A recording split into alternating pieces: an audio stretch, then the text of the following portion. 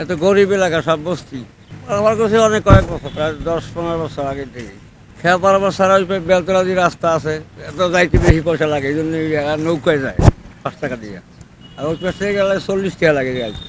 এত গরিব এলাকা, সব বস্তি। এখানে তো গরিব মানুষ বসবাস করে, তারা কাজকর্ম করে খায়, কেউ রিক্সা চালায়, গাড়ি আলফা চালায়, টেম্পু চালায়, কেউ বাসা বাড়িতে কাজ করে, কেউ মাটির কাজ করে, এই সমস্ত লোকজন বেশি থাকে। আমি আছি, এই নৌকা তো অনেক বন্ধ ছিল মাঝখানে, আর আগে আসলে আমি আসি 10-12 বছর হয়ে গেছে, মাঝখানে কিছু ছিলাম না। হ্যাঁ, এই পেশেই আসলে অনেক নৌকা আসলে, ঘাট বন্ধ হয়ে গেছে একবার। এর নৌকা আছে সাথে 8টা কুলের সাইডে 12টা। প্রতিদিন ইনকাম আমরা বাইরের 500-600 টাকা পাই, 500-600 টাকা পাই, 500-600 টাকা। না, সাধারণ নাই।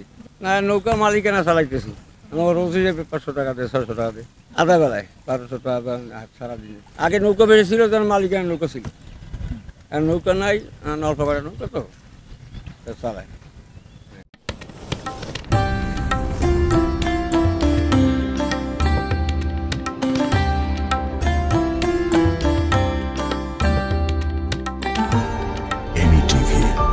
স্বাধীন বাংলার স্বাধীন কণ্ঠ।